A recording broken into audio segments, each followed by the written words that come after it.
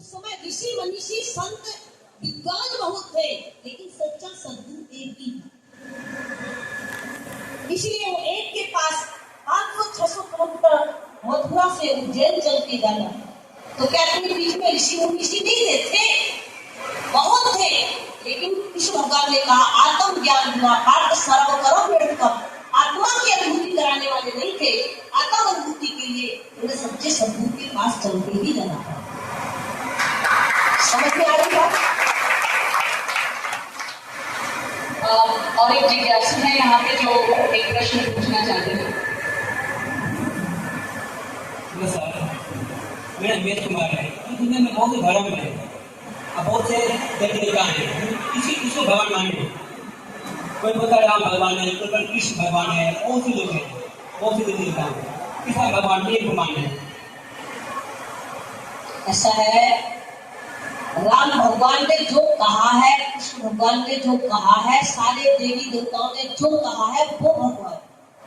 राम को तो चला रहा था, कृष्ण को तो चला रहा था, भगवान बुद्ध को तो चला रहा था, आपको तो चला रहा है वो है भगवान। ईश्वर ईश्वर ईश्वर ये जो श्वासों का स्वर चल रहा है, बोलो राम का चल रहा था कि नहीं? कृष्ण का चल रहा था कि नहीं? विष्णु भगवान का चल रहा था कि नहीं? तो जो चलाने वाला है वो भगवान, वो आपके पास है,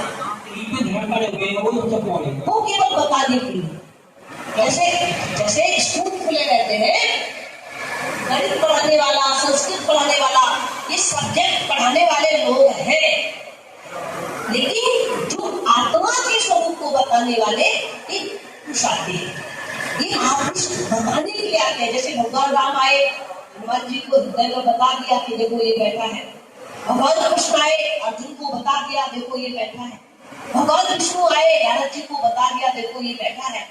तो भाई जो महापुरुष आते हैं वो अपने अंतर आत्मा की साधना को बताने, इस शरीर को चलाने वाला भगवान है। भगवान इंद्रिय वाले चलाने वाला, जो शरीर को चलाने वाला है वो भगवान है। अगर वो इस शरीर से निकल जाए तो कोई भी ताकत नहीं है जो शरीर को चलाए। भगवान है, लोग परमात्मा है। लोग बताते हैं, लोगों की वो सुनो, कृष्ण भगवान क्या बता रहे हैं, राम भगवान क्या बता रहे हैं, भोले बाबा क्या बता रहे हैं। भगवान जो बता रहे हैं वो बनना है। लोग तो अपने स्वार्थ के लिए कुछ भी बताने लग जाएंगे। भगवान एक ही होगा ना? भगवान एक ही है, वो आपके पास है। अगर देखने की इच्छा है तो आपको एड्रेस बता दिया है, कैंप्स कॉर्नर में आश्रम है, सत्संग होता है, वहां पर आप आइए। प्रभु को पाने के लिए सामने से मिलने का सत्संग आना, बहुत काल करिए सत्संग, तब होगे सब संशय होगा। एक ही भगवान है, हिंदू का, मुस्लिम का, सिख का, ईसाई का, भाषा अलग अलग हो सकती है। गॉड कहाँ है? क्यों? क्योंकि वो इंद्रियों को गाइड करके रखा है, कंट्रोल कर रखा है। खुदा कहाँ है? क्यों? क्योंकि वो खुद का खुद है, उसको किसी ने बनाया नहीं, वो अपने आप में शक्तिशाली है, उसके आगे किसी की नहीं चलती है। जिसके अंदर से वो निकल जाता है उसको मिट्टी बना देता है, वो खुद पावरफुल है। गॉड इसलिए है इंद्रियों को गाइड करता है, अल्लाह इसलिए है क्योंकि सारे काम उसके आगे है, निराले है। ईश्वर इसलिए है क्योंकि वो सबके स्वरों में बसा हुआ है। भगवान इसलिए है, भगवान इंद्रिय वाले चलाने वाला, वो हमारी इंद्रियों को ऊर्जा पावर देने वाला है, इसलिए भगवान है। और जो है कृष्ण क्यों है? आकर्षण शक्ति है। ये शरीर से अगर निकल जाए तो परिवार है, घर है, सब है, लेकिन सब चेहरा ढक देते हैं, आकर्षण शक्ति कर। तो जो आकर्षित करने वाला है, जो खुद का खुद है, वो भगवान। आपको बोलने भगवान है, लेकिन बहुत लोगों को मर्डर करता है, कोई गलत काम करता है, कोई चोरी करता है, कोई बदकार करता है, सबके भगवान कैसा करता है? सबके अंदर में भगवान है, लेकिन रोकने वाला। देखो एक महावर जो है जोर जोर से चिल्ला रहा था कि हाथी आ रहा है हट जाओ, हाथी आ रहा है हट जाओ, हाथी आ रहा है हट जाओ। तो आप जैसे ही भगत था कि हाथी में भगवान है, सबके अंदर भगवान है। तो जो है एक राहगीर खड़ा हुआ था, वो हटे ही कि इसके अंदर में भी भगवान है, हाथी में भी और मेरे में भी भगवान है। भगवान को मार ही नहीं सकता, ठीक है ना? भगवान को नहीं मार सकता, अब हाथी के पास पहुंचा तो रास्ते में खड़ा था, उसने उठाया सूर से और फेर दिया, तो कमर टूट गई। कमर टूट गई तो दुखी होके साधु के पास गया। साधु महाराज जी आपको कह रहे थे कि सब में भगवान है, तो भगवान ने भगवान को कैसे मार दिया? तो साधु महाराज जी कहने लगे सब में भगवान माना आपने, तुम्हारे में भगवान, हाथी में भी भगवान, लेकिन जो चिल्ला के बोल रहा था कि हट जाओ हाथी आ रहा, उसमें तो भगवान भी देखा ना, उसमें भी तो भगवान था। तुमने हाथी में भगवान देखा, खड़ा रास्ते में वो भगवान है, लेकिन जो बोल रहा वो भी तो भगवान है कि हट जाओ। तो ऐसे ही मारने वाला मार रहा है, लेकिन बचाने वाला भी तो कह रहा है कि आप गलत काम मत करो, गलत कार्य से बचो। तो भाई गलत काम करने वाले को तो आप देख रहे हो, और जो कह रहा है कि बचो उसकी बात क्यों सुनो? बचाने वाले की तो बात सुननी चाहिए ना। बात भी सही है, लेकिन लोग उनको जो नॉलेज है उनमें नहीं पाता है, कैसे लोग हुई है क्या आपकी बातें सही है, जो गलत direction में चले गए हैं, कोई गलत काम कर रहा है, उनको इतना नॉलेज कैसे मिलते हैं? उनका कहना ये है भाई जी कि बात ये सही है कि भगवान है और वो गाइड भी कर रहा है, लेकिन वो गलत रास्ते पे कैसे गए, कैसे गया? क्यों चला गया? वो संगत सोसाइटी का भगवान है तो क्यों चला गया? क्योंकि उसकी संगत गलत होगी तो गलत पे जाएगा। संगत अगर गलत है तो गलत पर तो जाना। संगत अच्छी है, अब आपको रोज आके संतों के पास बैठो, देखो गलत तुमको 100 लोग भी गलत की तरफ खींचेंगे, आप जा ही नहीं सकते। संगत अगर आपकी अच्छी है, 100 लोग गलत की तरफ खींचेंगे कि आप आओ, आप यहाँ मॉडल करो, कर ही नहीं सकते, वो गलत की तरफ जा ही नहीं सकता। तो आप सोसाइटी अगर आपकी अच्छी है, संगत अच्छी है, तो आपको कहने पर भी आप गलत की तरफ नहीं जाओगे, और आप उन लोगों को जो गलत लोग हैं उनको भी अच्छे रास्ते पर खींच के लाओगे, गलत उससे रोकोगे।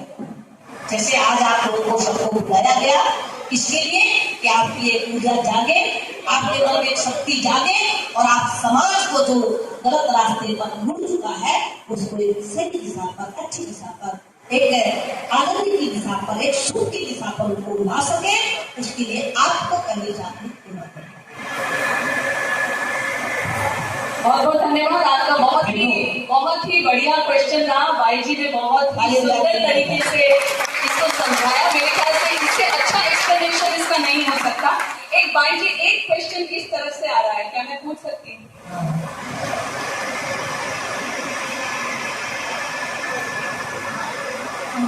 सभी को मुझे आइए कि जिस तरह के क्वेश्चन का आंसर है वो बहुत अच्छा लगा, इसलिए मुझे सवाल उनसे करना है मोक्ष के बारे में। सो मोक्ष क्या है, और अगर वो है तो क्यों जरूरी है, और क्या उसे पाने का एक ही तरीका है? लाइक जैसे हम देखते हैं हमारे समाज में बहुत सारे धर्म है, तो कई जरूर जैसे हम कहते हैं कि अगर मैं हिंदू धर्म से तो मैं कहूँगी कि हाँ आइए हमारे धर्म में, या जैसे मुस्लिम देखते कि वो कहते कि नहीं हमारे यहाँ ये बहुत अच्छा, यहाँ कोई क्रिश्चियन धर्म में देखते कि वो कहते नहीं हमारे यहाँ। तो मुझे जानना ये जो मोक्ष है वो क्या है, क्यों जरूरी है, उसे कैसे प्राप्त करना, उसे प्राप्त करना है, इससे कोई धर्म से कनेक्शन है या विदाउट धर्म में चाहे हम उसे प्राप्त कर सकते हैं? तो क्या है, क्यों है, कैसे है, और क्या बिना धर्म के ऊपर से है या उसी के द्वारा? बहुत बढ़िया क्वेश्चन। मोक्ष का मतलब होता है इच्छाओं की समाप्ति। मोक्ष का मतलब ऐसा नहीं है कहीं और जाके पूरे दुनिया से बाहर निकल जाएंगे। मोक्ष का मतलब होता है हमारी इच्छा खत्म होना, इच्छा का क्षय हो जाना ही मोक्ष है। ठीक है, हमारी इच्छा खत्म हो गई, मोक्ष हो गया, मुक्ति हो गई, कुछ भी चाहिए हमको जो है जो भी मिले उसमें संतुष्ट हो गए, हम मुक्त हो गए। और ये क्यों होना चाहिए? अगर हमारी इच्छाएं बढ़ती गई, रावण की इच्छा बढ़ती गई, बढ़ती गई, बढ़ती गई, इतनी नारियां थी तब भी सीता चाहिए ही है, तो पता हुआ ना, बोलो। तो इच्छा का समाप्ति होना जरूरी है कि नहीं? जरूरी है ना। अब इच्छा समाप्ति कैसे होगी, मोक्ष कैसे होगा? इसकी समाप्ति का एक रास्ता है मन को परमात्मा के नाम से जोड़ना। जब प्रभु के नाम से ये मन जुड़ता है तो ये संसारी जगत से मुक्त हो जाता है, अशांति से शांति की तरफ बढ़ जाता है। और इसको पाने के लिए जो हमारा मन मुक्त हो, इस मुक्ति के रास्ते को पाने के लिए गुरु के पास जाना अति अनिवार्य है। गुरु के बिना मुक्ति नहीं होगी। सीधा सीधा लिख दिया, गुरु पे भवते की तरह न कोई, हरि बिरंज शंकर शंभु, कि भोले बाबा की तरह भी बन जाए, गुरु जो है भगवान विष्णु की तरह भी बन जाए, भगवान जो है ब्रह्मा की तरह भी बन जाए, लेकिन गुरु बिन भवती की तरह न कोई। बिना गुरु के भव माने होता दुख, मन की अशांति, ये खत्म नहीं हो सकती। तो मोक्ष जरूरी है, क्योंकि अगर इच्छा खत्म नहीं हुई तो बहुत ऊंचे पद को पाने के बाद भी रावण की गति क्या हुई, सदियां गुजर गई, लेकिन आज उसे जलाया जाता है। कोई माता पिता अपने बच्चे का रावण नाम रखते हैं क्या? नहीं रखते ना। तो इच्छा अगर बढ़ गई है तो वो हमारे कुल शरीर वर्णन करने की ताकत रखती है। तो इच्छाओं का नाश होना ही मुक्ति है, और मुक्ति को पाने के लिए ज्ञान की जरूरत है, और ज्ञान को पाने के लिए सद्गुरु की अत्यंत आवश्यकता है। इसको किसी पर्टिकुलर धर्म के अंडर में रख के किया जाए, क्या क्या धर्म का पूछा था। हमारे समाज में बहुत धर्म है, तो जरूरी है कि आप किसी पर्टिकुलर धर्म से ही इसको लिया जाए, क्योंकि देखो समाज में सबसे पहले धर्म क्या है ये समझना पड़ेगा समाज को। धर्म क्या है? धर्म है जो शरीर को धारण किए है, जिसके निकलने के बाद ये शरीर धराशायी हो जाता है। धर्म कोई जाति नहीं है, धर्म कोई मजहब नहीं है, धर्म धारण करने वाली शक्ति है। जो शरीर को धारण किए है वो धर्म है, और उसको जानना ही जीवन में अत्यंत आवश्यक चीज है। धर्म कोई मजहब नहीं है, जाति नहीं है। जाति मजहब ये धर्म ये चीजें हमने यहाँ बनाई है। जीत पावक गगन समीरा, पंच रचित है अधम समीरा। अग्नि, पानी, जल, पृथ्वी, आकाश, ये 5 तत्वों से शरीर की रचना हुई है। बताओ जल की क्या जाति है? बताओ अग्नि की कौन सी जाति है? अग्नि हिंदू है, अग्नि मुसलमान है, अग्नि सिख है, अग्नि ईसाई है। पृथ्वी की जाति बताओ। ये 5 तत्वों से क्षिति, जल, पावक, गगन समीरा, पंच रचित है अधम समीरा, ये शरीर की रचना 5 तत्वों से हुई। जब इनकी जाति नहीं है तो जाति हमने बनाई है या भगवान ने बना के भेजी है? तो मानव के अनुसार पूछते हैं, इसमें भगवान ने तो इंसान बनाया ना, हिंदू बनाया ना मुसलमान बनाया, भगवान ने सिर्फ एक इंसान बनाया। हिंदू का बच्चा अगर मुसलमान के घर चला जाए तो उसको मुसलमान कहने लगते हैं, मुसलमान का बच्चा अगर हिंदू के घर में आ जाए तो उसको हिंदू कहने लगते हैं। तो इसका मतलब है जाति कहाँ से बनी है? हमारे से या भगवान से? हमारे से बनी है। और बहुत बहुत धन्यवाद। मेरे ख्याल से इतना बढ़िया इन्होंने प्रश्न पूछा। बिल्कुल जो हमारा टाइटल है, अशांत मन से सजगता की ओर किस तरह से जाए, और बाई जी ने कितनी बढ़िया तरीके से, सुंदर तरीके से, प्यार से हमें अपने विचार से और प्रकाश दिया हमारे विचारों पे। थैंक यू बाई जी, बहुत बहुत धन्यवाद। इस कार्यक्रम के हम एक गड़गड़ाहट भरी 20 तालियां हो जाए बाई जी के लिए भी, और आप सबों के लिए बहुत बहुत धन्यवाद। एक लास्ट प्रश्न और ले सकती हूँ? आपको बात का कुछ समझ में आ रहा है कि नहीं आ रहा?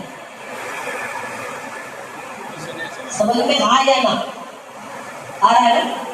तो दोनों माइक को बोलो, माइक को ले लिया। बात समझ में नहीं आए तो पूछो, आपको पूछने के लिए बुलाया गया।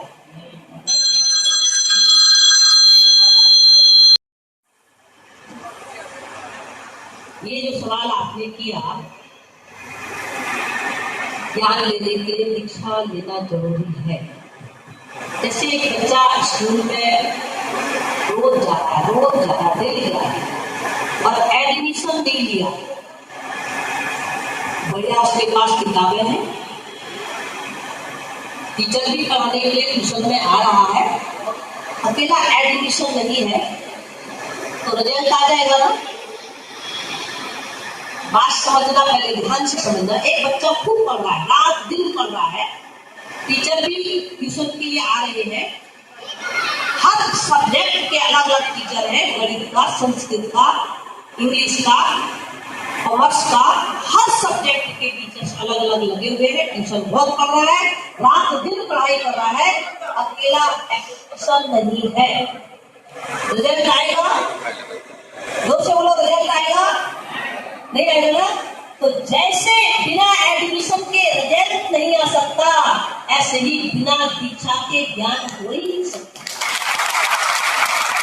वो मेरे ख्याल से कुछ एडिशनली ये भी बोलना चाह रहे हैं, आप पूछना चाह रहे हैं कि एडमिशन तो लेना है कि, लेकिन क्या जरूरी है कि हमें ये जो भौतिक जगत है इसको छोड़ना पड़ेगा? नहीं, छोड़ के पूरी तरह से अध्यात्म में जाना है, तो किस तरह से?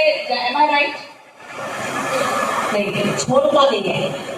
सच्चे सदगुरु में यही एक करिश्मा है कि वो दुनिया में रहते रहते कृष्ण भगवान ने जैसे अर्जुन को कहा युद्ध कर और ध्यान कर, वो ऐसी एक टेक्निक बता देते हैं, ऐसा एक रास्ता बता देते हैं कि आप हर कार्यों को करते हुए आप उस सत्य के साथ में जुड़े रह सकते हैं। छोड़ना कुछ भी नहीं है, सबको पकड़ के आनंद लेना।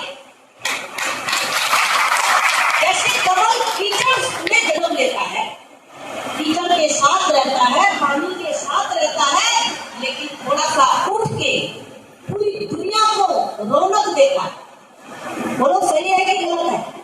ऐसे ही दुनिया में रह के, परिवार में रह के, गृहस्थी में रह के, व्यापार में रह के अपने मन को अंतर आत्मा के साथ जोड़ने का टेक्निक अगर सीख लिया, आत्मा आपके पास है, मन भी आपके पास है, जोड़ने की विधि संतों के पास है, वो जोड़ने का टेक्निक बता देंगे। काम करते रहो और नाम जपते रहो। तो वो टेक्निक आप जानना चाहोगे, वो टेक्निक क्या है भाई जी, जिससे कि हम भौतिक जगत में रहते हुए आध्यात्मिक की ओर अग्रसर होते रहे? जैसा कि आपने बताया कि ये दो पहिए हैं, तो वो कैसी टेक्निक है जिससे हम ये बैलेंस बनाए? वो टेक्निक को समझने के लिए जैसे भगवान श्री कृष्ण अपनी राजधानी छोड़ के, अपने सारे सुख छोड़ के संत के पास चल के गए हैं कि नहीं गए? अभी तो संत आपके पास चल के आए, अभी तो संत ने मेहनत किया है, आप मेहनत करो और आपके घर पर आने की मेहनत, ये टेक्निक आपको मिल जाएगी। वो तो आपकी चीज है, वो अपने तरफ से कुछ नहीं देंगे। आपके पास मन भी है और आपके पास आत्मा भी है। आत्मा की साधना से मन जोड़ना कैसे है, ये टेक्निक वो आपको सिखा देंगे और काम करते हुए आनंद लेने का टेक्निक मिल जाएगा, तो आप हर रास्ते में आनंद लेंगे।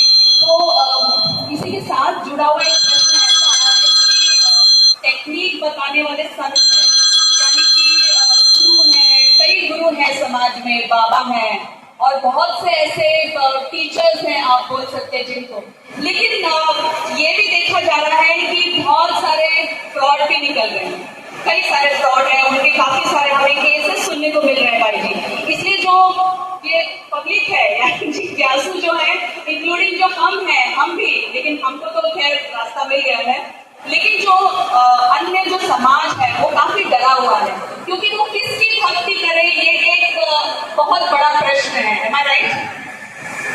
तो भाई जी आप ये हमारा ऐसा मार्गदर्शन करें कि हम एक सच्चे गुरु को या एक सच्चे टीचर को जो हमें सही टेक्निक बताए, उसकी पहचान कैसे करें?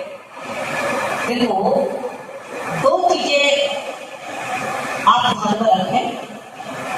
अभी माता भवानी का जब नवरात्रि आएंगे तो उनके हाथ में 4 चीजें हैं, चक्र, गदा, पद्म, शंख, ये 4 चीजें हैं। भगवान विष्णु के हाथ में भी चक्र, पद्म, शंख, गदा, इन 4 चीजें हैं। मंदिर में भी अगर आप जाएंगे, सबसे पहले जोत जलाते हैं, घंटा बजाते हैं, चरणामृत लेते हैं, सत्य चरण करते ही 4 क्रिया करते हैं। रामचरितमानस में कहा है सद्गुरु कौन है और संत कौन है, दोनों का उन्होंने एड्रेस बता दिया। अगर हम माने ही नहीं उनकी बात तो उसमें दोषी कौन है, ग्रंथ है या हम है? बोलो। अगर हमें एड्रेस बता दिया, जैसे इस भवन में कार्यक्रम है और आपको एड्रेस बता दिया और आप फिर भी जो है थाने के स्टेशन पे जाके बैठ जाए और कहे मेरे को हॉल में ही नहीं रहा, भाई एड्रेस जो लिखा था अगर आप वहां पे आए नहीं तो एड्रेस देने वाले की गलती है या आप नहीं आए आपकी गलती है? बोलो, आपकी गलती है। तो एड्रेस बता दिया, संत और गुरु दोनों के एड्रेस बताए हुए। क्या बताया? रोज पाठ करते हैं हनुमान चालीसा, हनुमान चालीसा का रोज पाठ करते हैं। क्या पढ़ते हैं कि लहरी 4 फल अक्षत फल साधु समाज प्रयाग, रामायण में लिखा है। श्री गुरु चरण सरोज रज निर्मल कुशधार वर्णो रघुवर विमल यश जो दायक फल। ध्यान देना, इस शब्द पे ध्यान देना। श्री गुरु पद सरोज, ऐसे गुरु के चरण के अंदर में प्रेम होना चाहिए हमारा, इसके जो दायक फल, जो 4 फल के दाता है। अब वो 4 फल कहाँ है तो उसका भी एड्रेस बताया। क्या बताया? लहरी 4 फल अक्षत फल साधु समाज, इस संत समाज से गुरु महाराज से जो फल लोगे, कौन से लोगे? लहरी 4 फल अक्षत। अक्षत का मतलब सड़ने वाले नहीं होने चाहिए।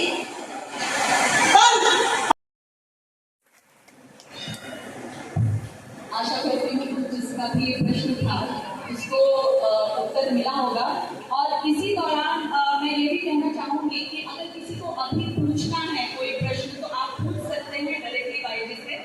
आप सोच सकते हैं आपको कोई प्रश्न आपके मन में उठ रहे हो अगर, तो आप लोग पूछ सकते हैं या तो लिख के दे सकते हैं।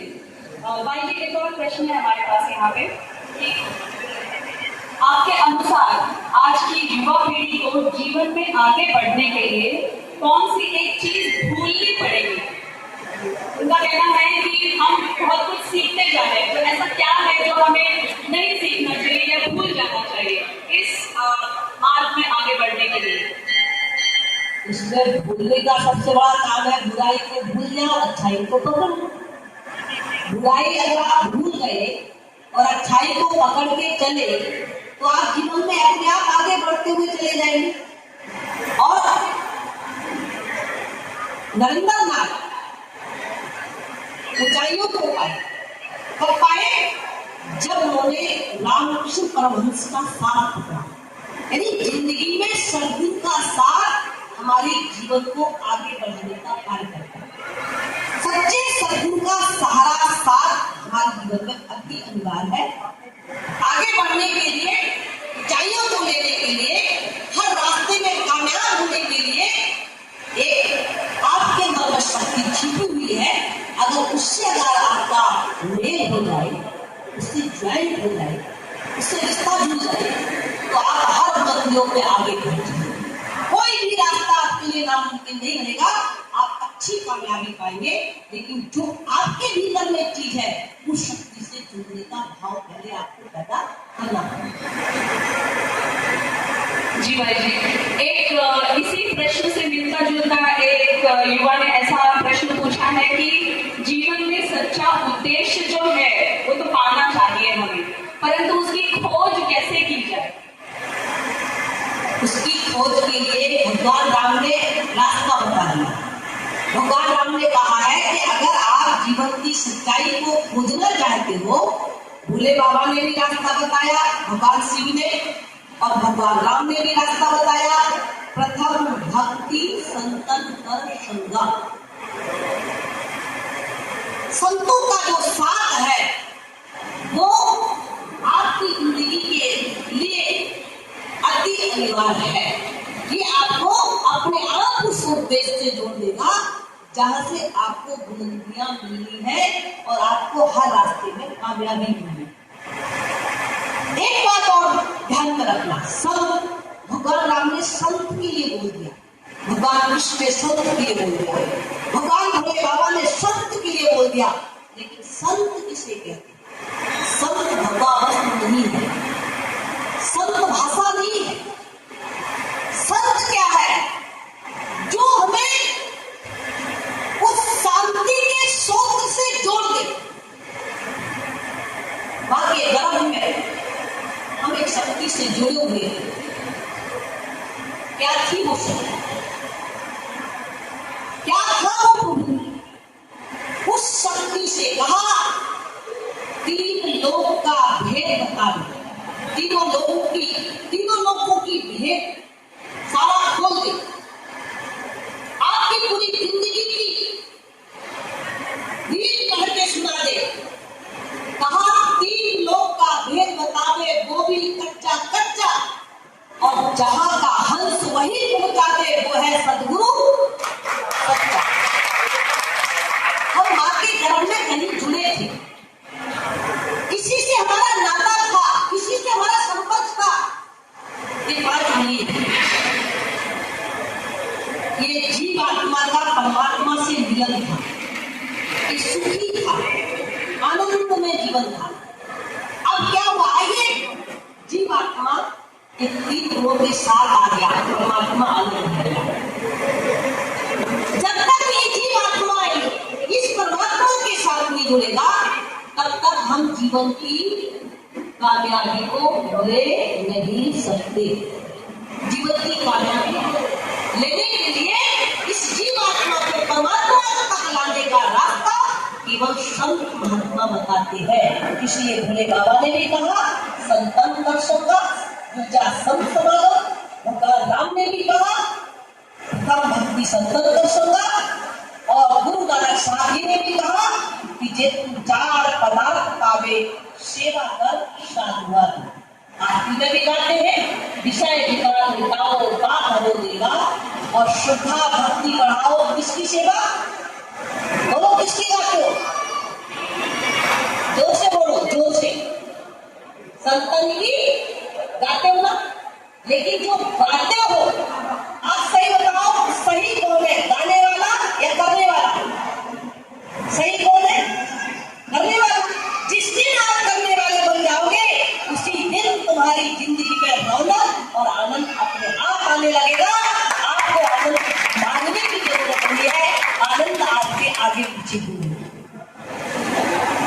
जी भाई जी, बहुत बहुत धन्यवाद। मेरे ख्याल से काफी बहुत ही क्लैरिटी से भाई जी ने ये बात स्पष्ट रूप में बताई है कि हमें अगर खोज करनी है और शांतता की या शांति की खोज करनी है तो क्या करना पड़ेगा?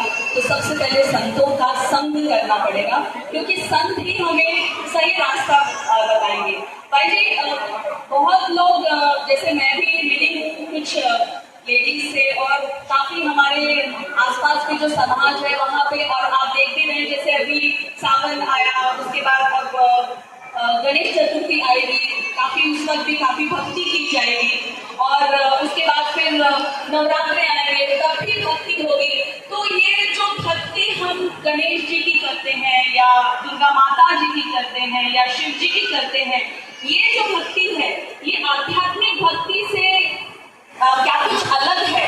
और यदि कुछ अलग है तो उसमें क्या डिफरेंस है? कुछ आप इस पर जरा विचार बताएं। देखो, गणपति की भक्ति करते हैं, चाहे हनुमान जी की करते हैं, चाहे माता भवानी की करते हैं, चाहे भगवान शिव की करते हैं। भक्ति किसी की भी करते हैं, किसी का भी सम्मान करते हैं, तो कोई खराब नहीं है। लेकिन जो वो कहते हैं वो मानते नहीं, वो सबसे बड़ा खराब है। इससे बड़ा खराब कुछ नहीं है।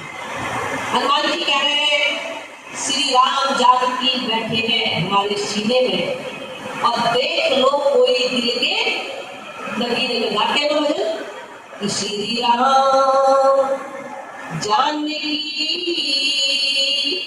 बैठे हैं मेरे सीने में, श्री राम जानकी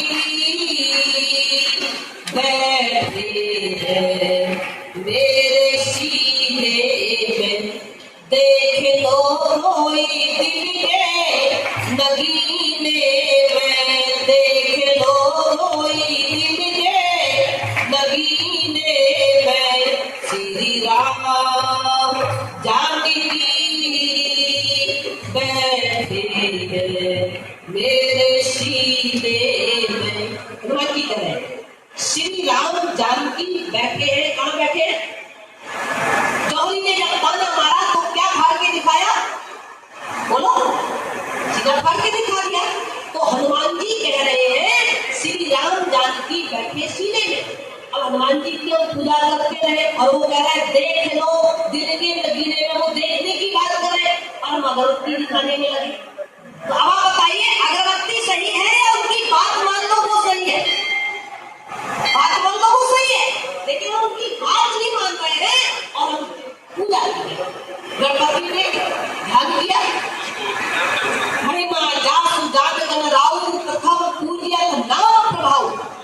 नारद जी ने नाम की शक्ति का ज्ञान किया और उसमें वो लीन हो गए। जब लीन हो गए तो नाम की ताकत से जगत वंदनीय बन गई। अब गणपति ने तो ध्यान कर लिया, वो जगत वंदनीय हो गए। तो गणपति ने जब ध्यान की टेक्निक जानने को हमें बोला है तो आप सच सच बताएं, गणपति की आज्ञा पालन होनी चाहिए कि नहीं होनी चाहिए? होनी चाहिए।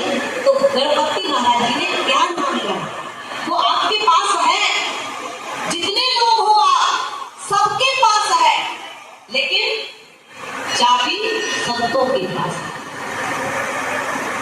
तुम्हारे अंदर वो धन है नाम का।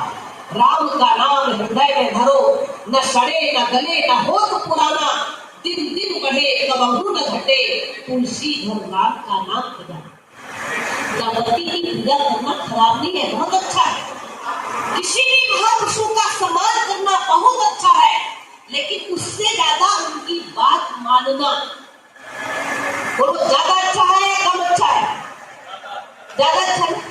तो हम लोगों का धर्म बनता है कि उन्होंने जिस चीज को जानने को कहा है, हनुमान जी ने सुमर पवन सुख पावन नाम आपने मसला राखे काबू। गणपति ने महिमा जासु जागरण राउ प्रथम पूज्य नाम प्रभाव और सहस्त्र नाम सब सुन शिववाणी और जपी जे पिया संग भवानी। जब भवानी ने जपा है, गणपति ने जपा है, हनुमान जी ने जपा है, तो आप सच सच बताएं, हमें भी उस जप को जानना पड़ेगा कि नहीं? नहीं जानना पड़ेगा ना? तो आपने अभी तक किसी संत से, किसी गुरु से, किसी विद्वान से आज तक पूछा कि क्या गणपति ने जपा? गणपति के कान बड़े, क्यों?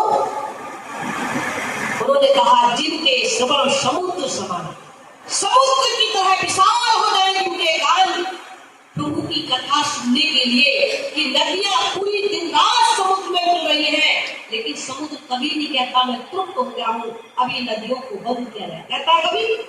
नहीं कहता ना। अगाध है, इतनी पूरी दुनिया की नदियां इसमें आपकी मिल रही है, लेकिन वो कभी तृप्त नहीं होता। कहा गणपति के कान हमें कह रहे हैं कि अगर तुम भी अपने आप अपने कान को विशाल बना लोगे, प्रभु की कथा सुनने में कभी पीछे नहीं रहोगे, विशाल भाव बनाओगे, तो तुम्हारी जिंदगी में सुख संपत्ति बिना बुलाए धर्मशील बन जाए। सुनाए सुख संपत्ति का स्वभाव है कि वो बिना बुलाए धार्मिक व्यक्ति के पास में आता है। तो गणपति को प्रसन्न करना, हनुमान जी को प्रसन्न करना, माता भवानी को प्रसन्न करना, भोले बाबा को प्रसन्न करना, सबसे पहले उनके आदेश का पालन करना। आदेश पालन जिसने किया है, भगवान उसके ऊपर हमेशा प्रसन्न हुए हैं और अपना दोनों हाथों से आशीर्वाद उनको दिया है। तो गणपति की पूजा भी फायदेमंद है, लेकिन उनका आदेश मानना वो हजारों गुना फायदेमंद है। फायदेमंद गणपति की पूजा, लेकिन 1000 गुना फल देने वाली गणपति की आज्ञा मानना। बोलो सही है या गलत है? सही है ना? तो सही बात को मानना तो नहीं चाहिए ना? कब मानोगे? कब मानोगे? मौका मिला है, इस मौके से चूकना मत। ये समय मिला है, आप लोग तो खुद अपने आप को जागृत कर लेना, लेकिन अपने समाज को भी जगाने का एक प्रयास, एक मन में उत्साह, एक मन में ललन, एक लगन जागृत कर देना। ये जितने भी बैठे हैं, ये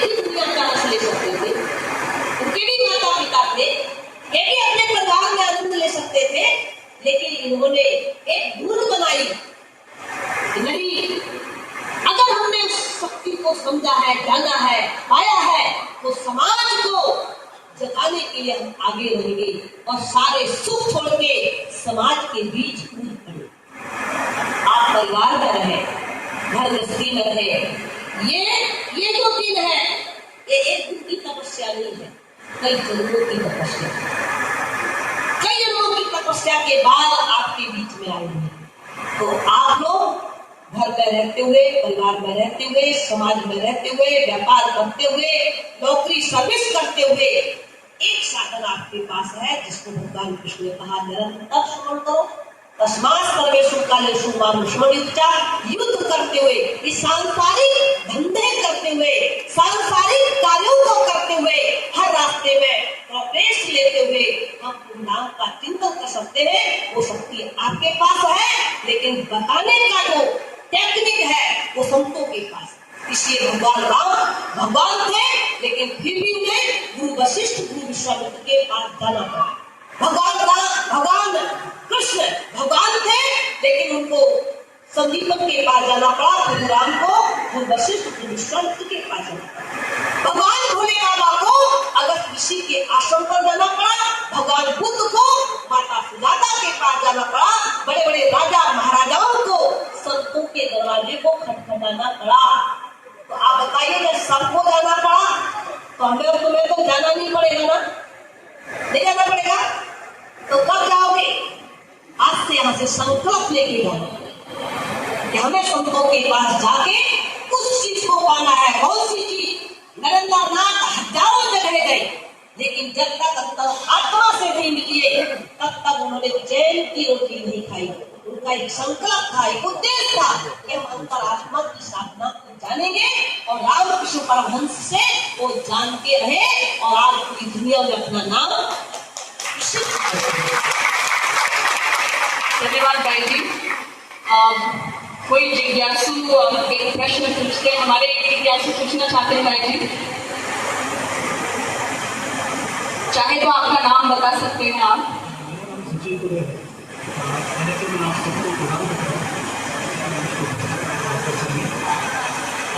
मेरा एक सवाल है कि बौद्धिक ज्ञान और संसारिक जीवन को तालमेल कैसे बताया जा सकता है, क्योंकि हमारे यहाँ जितने भी लोग यहाँ पर बैठे हमें संसारिक जीवन से आते हैं, उनको काफ़ी काम देना पड़ता है, दोनों का तालमेल कैसे होता है। और एक सवाल इससे जुड़ा हुआ है, आदमी को परमेश्वर के पास बांस का तिनका लग जाता है तो किस भाव में बिकता है?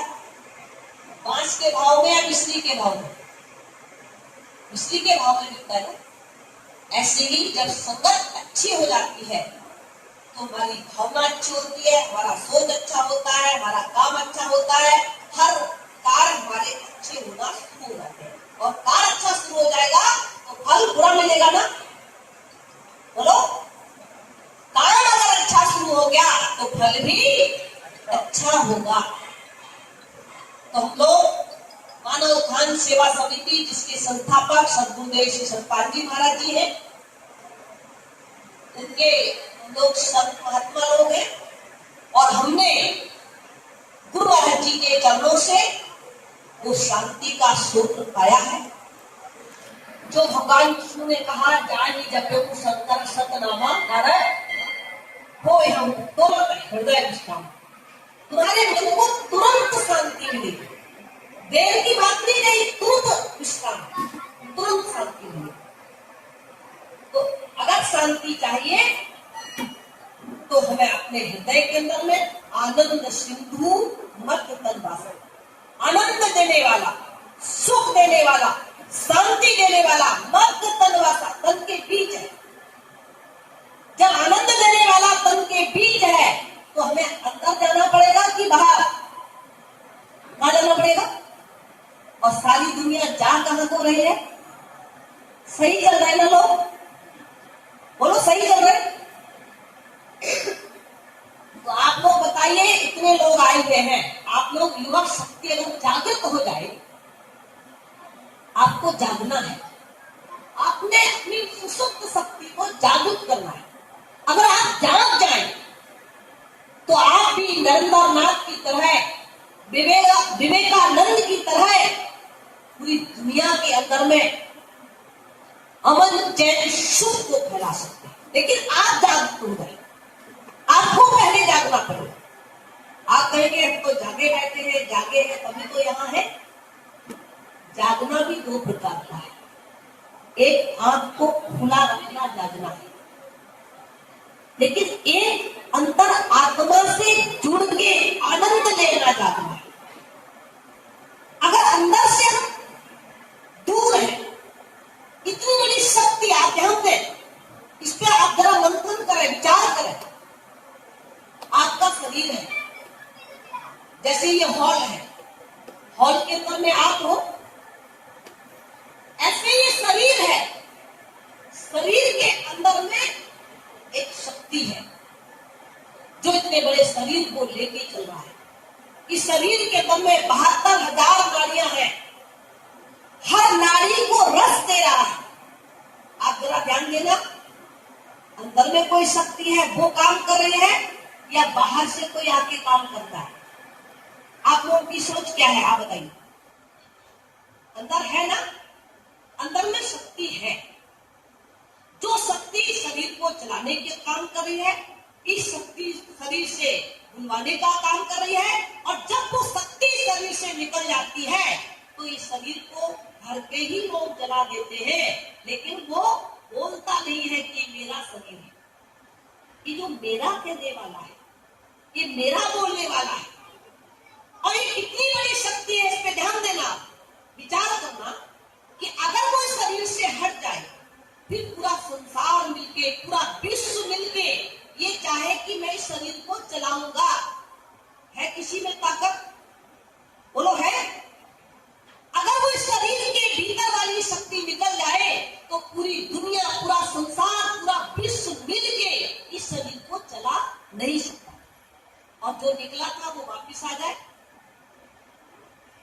एक सेकंड के लिए, अगर वो वापस आता है तो बताइए इस शरीर को चलाने में वो कितना देर लगाएगा? एक सेकंड में खड़ा कर देगा, एक सेकंड। थोड़ा सा ध्यान दें, माइंड के भीतर में जब तक ये बात बसेगी नहीं तब तक जीवन खुशहाल नहीं बना पाओगे।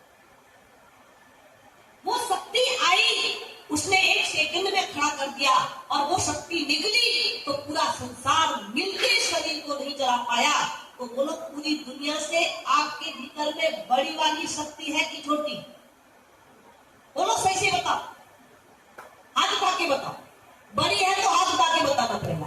और तो बड़ी शक्ति है ना इस शरीर में, इस शरीर के भीतर में पूरी दुनिया से बड़ी शक्ति है। अगर वो निकल जाए तो पूरा संसार मिलके इस शरीर को चला नहीं सकता, और वो आ जाए तो एक सेकंड में खड़ा कर देगा। तो पूरी दुनिया से बड़ी वाली शक्ति है या नहीं है? है। और बड़े से अपने आप को जोड़ लो, बड़े से अपने आप को मिला लो, तो फल बड़ा मिलेगा कि छोटा? बड़ा मिलेगा। तो आज तक किसी संत से, किसी गुरु से, किसी विद्वान से आप लोगों ने ये सवाल किया कि जब इतनी बड़ी चीज है हमारे पास तो हमें उसे मिला दो, हमें उसे दिखा दो। नरेंद्र नाथ तो रामकृष्ण परमहंस के पास में जाकर पूछ के आ गए, महारानी मीरा संत रविदास जी के पास जाके पूछ के आई, बिलनी मतंग ऋषि से पूछ के आई, दयानंद सरस्वती ब्रजानंद जी से उस शक्ति के बारे में पूछ के आए, उसको पाए। आप बताइए, जब इतनी बड़ी बड़ी शक्तियों ने उसको पाया है तो हमें और तुम्हें तो प्राप्त नहीं करना चाहिए ना? बोलो करना चाहिए या नहीं करना चाहिए ना? तो आज ये जो कार्यक्रम हो रहा है उसी शक्ति से मिलने का भाव करने चाहिए, उसको पाने की जरूरत तुरंत पैदा हो। दुनिया में जो भी मिले हैं वो छूटने वाले मिले हैं, लेकिन अंदर में जो है वो आपसे कभी नहीं छूटेगा। माँ के गर्भ में भी आपके साथ था, अब भी शरीर चल रहा है तो चलाने वाला साथ है या नहीं है? है। और शरीर से क्या निकलता है? प्राण। और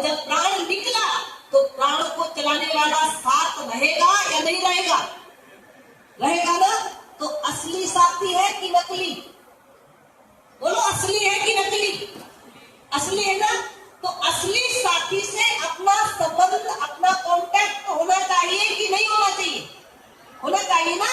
तो इसी के लिए भोले बाबा ने कहा गिरजा संत समागम, संतों के पास जाइए। प्रभु राम ने कहा प्रथम भक्ति संतन कर संगा, संतों के पास जाइए। भगवान श्री कृष्ण ने कहा कि उधो मुझे संत सदा अति प्यारे, जो संतन के सेवक जग में वही सेवक को है भारे।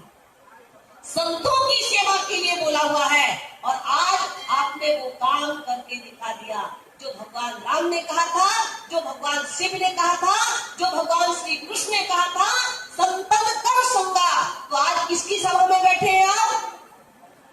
बोलो, संतों की।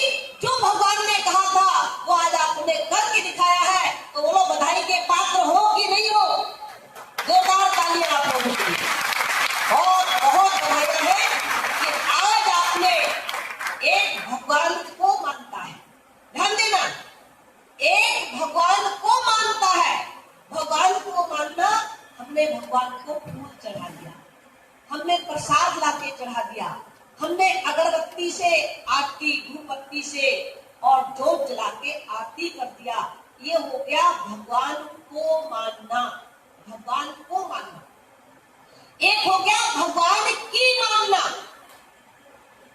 ध्यान देना, को और की दोनों में अंतर बताएंगे आप।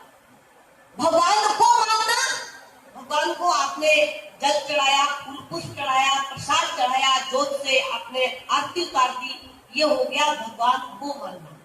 एक भगवान की मानना, भगवान की मानने का मतलब भगवान ने जो कहा है गिरजा संत समागम, संतों के पास जाइए, संतों के साथ बैठिए।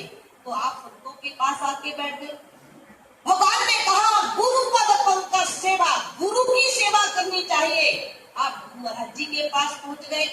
तो एक भगवान को मानना, आरती उतार देना, और एक भगवान की मानना, दोनों में से सही कौन सा है? ज्यादा सही, ज्यादा सही कौन सा है? भगवान की। भिलनी और ऋषि मुनि दोनों में अंतर क्या था? ऋषि मुनि भगवान को मानते थे, पूजा करना, सुबह प्रातः काल फूल तोड़ के लाना, जल चढ़ाना, अर्चना वंदन करना, वो भगवान को मानते थे। और भिलनी भगवान की मानती थी। भगवान ने कहा संतन कर संगा, तो संत मतलब ऋषि के दर पर पहुंच गए। भगवान ने कहा गुरु पद पंकज सेवा, तो गुरु की सेवा में लग गए। भगवान ने जो आदेश दिया था वो आदेश उसने पालन किया। आप बताइए, गुरु की सेवा और संत की संगत में अगर भगवान के आदेश पर भिलनी लग गई तो भगवान को अयोध्या छोड़ के भिलनी के दर पर पहुंचना पड़ा कि नहीं? सही से बताओ, पहुंचना पड़ा कि नहीं? तो ज्यादा फायदा किसमें है? ऋषि मुनियों ने जाके पूछा, भगवान को सवाल किया, प्रभु हम तो इतने दिनों से आपकी अर्चना पूजा आराधना कर रहे थे, आप हमारी कुटिया पर तो आए नहीं। बिल्ली जाति में भी ऊंची नहीं है, वो इतनी आराधना पूजन में भी आगे नहीं है, और आप इसकी कुटिया पर आ गए। तो भगवान ने आदेश दिया, जवाब दिया कि हे ऋषि मुनियों, आप हमको मानते हो, आप हमको मानते हो, हमारी पूजा अर्चना में आगे रहते हो, लेकिन भिलनी हमारी मानती है। हमने जो कहा है उस आदेश का पालन किया, और मेरी आज्ञा को जो पालन करता है सोई सेवक प्रियतम मम सोई, मम अनुशासन माने जोई। जो मेरी बात को मानता है वो मेरा प्यारा है और वो मेरे आशीर्वाद का पात्र है। इसलिए मैं पूरी ताकत, पूरी पावर अपनी भिलनी को दूंगा। तो बोलो, पंपा सरोवर पवित्र करने के लिए भगवान ने अपनी पूरी पावर भिलनी को दी है कि नहीं दी? ऋषि मुनि भी बहुत थे, लेकिन पावर किसको मिला? किसको मिला? भिलनी को मिला। और क्यों मिला? क्यों मिला? क्योंकि उसने भगवान की मानी। तो बोलो, सही सही क्या चीज है? भगवान की मानना या भगवान को मानना? भगवान की पहले मानो। हम पिता को मान रहे हैं और पिता की बात नहीं मान रहे हैं, तो पिता का आशीष मिलेगा क्या? नहीं मिलेगा। आशीष लेने के लिए पिता का आदेश मानना अति अनिवार्य है या नहीं है? है। ऐसे ही भगवान के आशीष को लेने के लिए भगवान की बात को मानना अति अनिवार्य है या नहीं है? है ना? तो आज आप लोग यहाँ उपस्थित हुए हैं, आप बहुत शक्तिवान है, आपके अंदर में बहुत बड़ा पावर है। आपकी ताकत से एक नहीं, दो नहीं, इतने सारे संत खींचे चले आए। ये आप लोगों का पावर है, आपका पुण्य है। पुण्य मिले मिले न संता, पुण्यों के बिना संत का समाज मिलता नहीं है। तो आप लोग बधाई के पात्र हैं, और सबसे ज्यादा बधाई आप ऐसे पुण्य आत्माओं को, ऐसे सुंदर सद्बुद्धि वाले भक्तों को जन्म देने वाले माता और पिता दोनों ही आपके बधाई के पात्र हैं। आप दोनों माता और पिता के लिए एक बार जोरदार तालियां होनी चाहिए। आगे का कार्यक्रम आप लोगों के बीच में होगा, आप लोग ध्यान से सुने और फिर टाइम निकाल करके यहाँ आए। आपने अपना यहाँ टाइम दिया, आप बहुत पुण्य आत्मा है, क्योंकि पुण्य आत्मा ही पुण्य की जगह आएगा, और लोग यहाँ नहीं आ सकते। और संतों के समाज में जब एक व्यक्ति बैठता है तो उसे सबसे बड़ा प्रॉफिट मिलता है। आप कहेंगे क्या प्रॉफिट मिलेगा? संतों के पास क्या प्रॉफिट मिलेगा?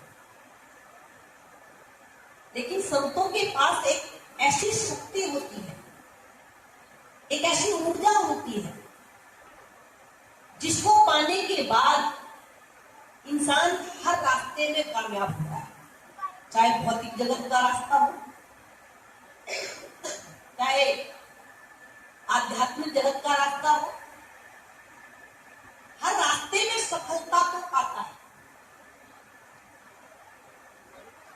और वो सफलता का जो साधन है वो आपके पास है। नारद जी जब उदास हो गए, अशांत हो गए, तो भगवान विष्णु ने कहा कि तुम्हारे मन को शांति चाहिए। बोलो आप लोग इतने लोग हैं, कौन कौन है जो शांति नहीं चाहते? सबको शांति चाहिए। एक ही गुण है, हर चीज पाने के बाद हमें शांति मिलता है। पर शांति जो है वो बाहर जगत में नहीं है। अगर शांति बाहर होती तो लंका सोने की थी, रावण के पास शांति थी क्या? बोलो थी?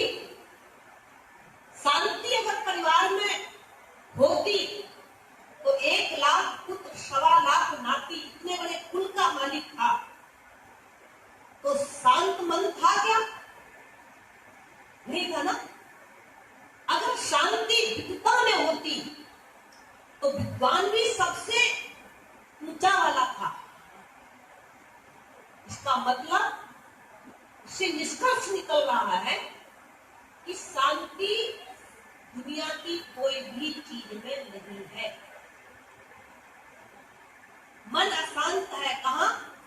अंदर में कि बाहर में? मन अशांत कहाँ है, अंदर की बाहर? अंदर। आग लगी है अंदर और फायर ब्रिगेड बाहर काम करे तो बुझ जाएगी ना। फायर ब्रिगेड को कहाँ लाना पड़ेगा? उसकी लाइन को, उसके पाइप को कहाँ लाना पड़ेगा? अंदर लाना पड़ेगा। ऐसे ही मन अशांत है अंदर, मन भटक रहा है, मन विचलित है, मन परेशान है। कहाँ? अंदर की बाहर? अंदर। और साधनाएं बाहर हो रही है तो मन शांत हो जाएगा ना। मन अगर अंदर है तो शांति का सूत्र भी अंदर है। दोनों चीजें, सुमति कुमति, सबके पूर्ण रही, सबके हृदय में है। लेकिन सुमति और कुमति दोनों को जागृत करने के लिए क्या करना है? अच्छे कार्य करें, शुभ कार्य करें, बड़ों का सम्मान करें, आदर करें, भगवान की आराधना में, ध्यान में मन लगाएं, सुमति सुंदर विचार पैदा हो जाएगा, अच्छी भावनाएं पैदा हो जाएगी, अच्छी सोच पैदा हो जाएगी, अच्छा कार्य करने की एक ललक मन में जग जाएगी। और अच्छी भावना अगर मन में जग गई तो जहां सुमति वहां संपत्ति, नाना नाना प्रकार की संपत्ति, चाहे हमारी डिग्री का धन हो, चाहे हमारा सर्विस का धन हो, चाहे हमारा व्यापार का धन हो, चाहे हमारा पारिवारिक धन हो, जहां सुमति वहां संपत्ति, नाना नाना प्रकार की संपत्तियां आपके आगे आने लग जाएंगी। और जहां कुमति, सोच खराब हो गई, बड़ों का अनादर हो गया, अच्छे कार्य में से रुचि हट गई, अच्छा काम करने का भाव खत्म हो गया, बुरे काम में सबसे आगे पहुंच गए। कुमति, कुमति का मतलब तो होता है कु माने खराब और मति माने बुद्धि, यानी खराब कार्य में आगे बढ़ गई। तो जहां कुमति वहां विपत्ति दिखाना, वहां विपत्ति का सामना करना पड़ता है। रावण की सोच, रावण की भावना गलत हो गई, और भाव गलत हो गया तो भाव में कितना बड़ा बल है आप देखिए इस पर। भाव सोच अगर गलत हो गया तो इतना बड़ा लंका, इतना बड़ा परिवार, इतना बड़ा वैभव, सब कुछ उसके पास से चला गया कि आ गया? जोर से बोलो, क्या हुआ? चला गया। क्यों गया? क्योंकि सोच गलत हो गई। जरा ध्यान दें, विभीषण उसी का भाई था, रावण का ही भाई विभीषण था, लेकिन सोच अच्छी हो गई, अतिथि सत्कार की भावना आ गई। लंका में हनुमान जी जब गए, रावण को कह रहा पूछ में आग लगा दो, लेकिन विभीषण बड़ा सम्मान कर रहे हैं, सम्मान की भावना आ गई, आदर की भावना आ गई, अच्छी संगति, अच्छी सोच आ गई। तो वो जो लंका रावण की थी, प्रभु राम ने किसको दे दी? किसको दी? विभीषण को दी। क्यों दी?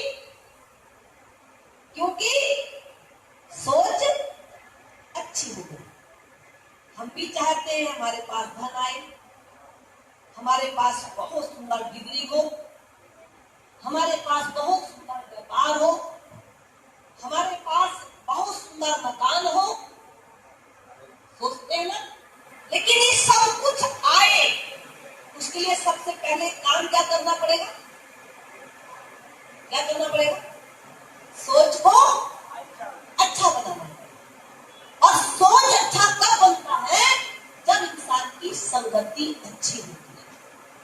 संगत से गुण उपजे, संगत से गुण जाए, बांस फांस और मिश्री एक ही भाव बिताए। मिश्री की संगत